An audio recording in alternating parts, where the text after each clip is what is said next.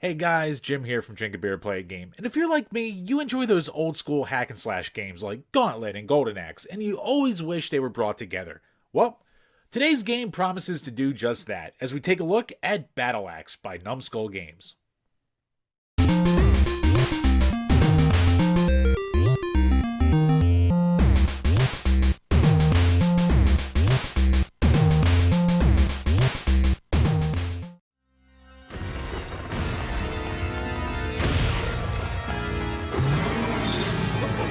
Battle Axe!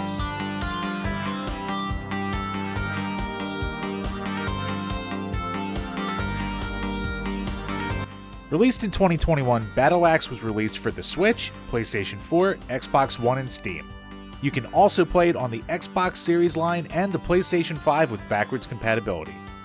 It was developed by a collaboration of Bitmap Bureau and Numskull Games, who also published it.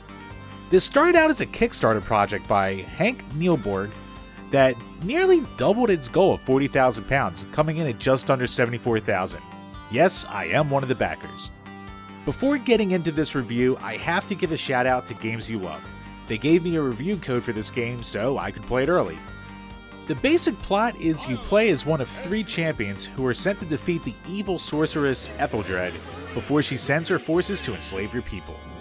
When it comes to graphics, this game is just stunning with its pixel art. It goes beyond that 16-bit look to me, and it could have easily had a home on the Saturn. The champions each have nice animations to them with doing attacks, and the enemies have a good level of variation as well as the backgrounds. Boss fights are gigantic, and there are some cool usages of shadows and scaling to boot. Each of the story levels have different themes like lava, forest, cave, etc., while the infinite mode switches between one of 2 backgrounds, and it's basically like a field-like level in both day and night. When playing on the Switch, I did notice some momentary slowdown in a few areas, and that's pretty disappointing because it's not the most intense game in the world, but I hear that isn't a problem on the other platforms. Like a lot of retro-inspired games, this game has a CRT filter that you can apply, and can developers please stop doing this?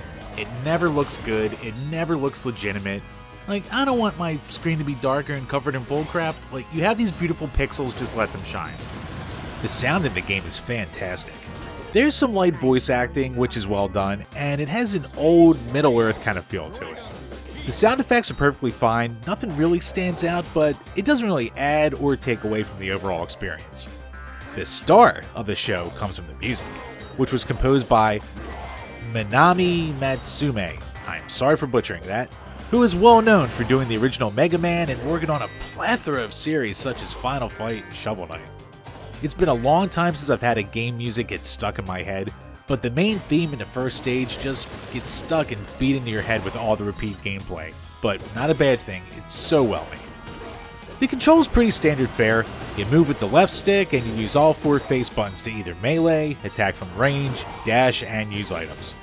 Given the freedom of movement with the characters, the 8-directional firing of your ranged weapons is a little more restrictive than it needs to be, but you do get used to it fairly quickly.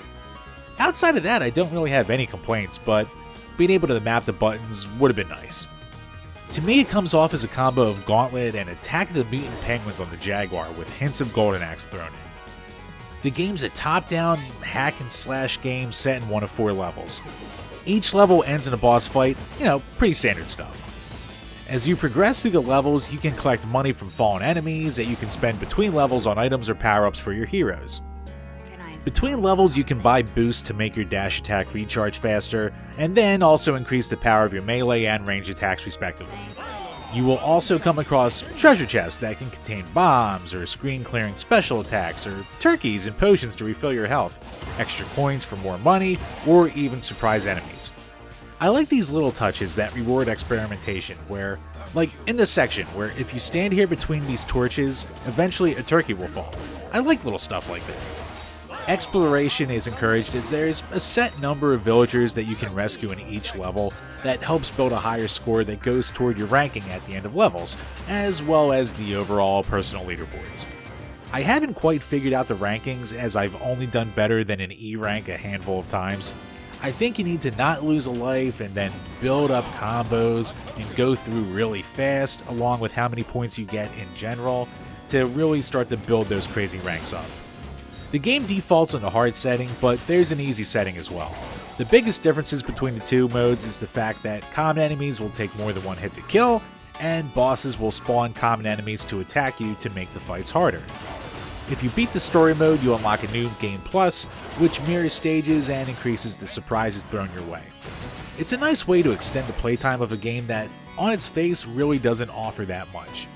I haven't unlocked New Game Plus yet because the game's pretty hard, and it'll take you a good number of playthroughs in order to beat it.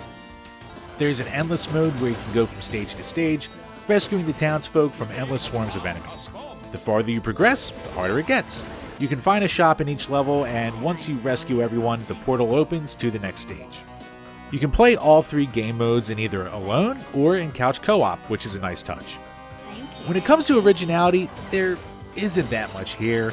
The game's a love letter to a bygone era, and it shows, but it does a really good job at what it sets out to do. As far as replayability goes, you get the ability to have couch co-op with each game mode, the unlockable New Game Plus, as well as personal goals that you can go for, like trying to get S ranks in every level, or setting higher personal scores in endless mode, or a number of achievements that will take you a lot of time to do. Trust me, this game is not as easy as it seems. When it comes to beer, I'm going to pair this with the Golden Axe Lager from the Riverwalk Brewing Company. Why not spend your night with a game and beer that are both inspired by the legendary series? At 5%, it'll be an easy sipper that won't get you too drunk as you repeatedly play through this title to try to get better, to try to finally beat it and unlock all those achievements. So at the end of the day, what do I think of Battle Axe? I think it's really fun. I think it really sets out what it wants to do. I think it's really well made. And I think it's pretty overpriced for what you get. I hate saying this, because I really do like this game. But on the Switch eShop, it's $30 for the digital-only version. And it only goes up from there for the physicals unless you Kickstarted it. And for what comes down to essentially 4 levels and an endless mode, it's a really tough sell at that price point. Don't get me wrong, this game is super fun. And I like the fact that they have couch co-op as well. And this is one of those games that you're not going to blow through your first time. You're not going to blow through it your first couple times. It's going to take you a long time to get good enough to even beat it on easy and then beat it on hard and then get those S ranks in the levels and then to get all the achievements. Like, there's reasons to come back, but on its base level, $30 is still kind of high for what you get. I think if they included online leaderboards, I would have no problems with the price point. Like, give those score chasers a goal, a constantly updating goal to go for. You don't even need online co-op. It'll be nice. It'll be very nice. But I get that would cost a lot of money. Online leaderboards, though, can't be that bad. And I think that'll just make a world of difference for the replayability and for the dollar value you get out of the game. If you kickstarted this, or if you're really hyped for this game, you won't be disappointed, you'll enjoy it. But if you're on the fence about it at all, I would say wait for a sale. I'll be honest with you. Because the limited actual gameplay here, it'll probably be a turnoff, and I don't want you to be disappointed. But it's a really well-made game. It's a really fun game. It's just kind of a case of buyer beware with the price point. So that will do it for today, guys. As always, if you enjoyed this video, please leave a like below, leave a comment, let me know if you kickstarted this or if you're going to be interested in this game after seeing this review. If you're new to the page, please subscribe. And as always, check the links to our other videos, our other video game reviews, our hardware reviews, and we are the home of the Power Hour podcast, which is also on iTunes and Spotify. Until next time, guys, cheers.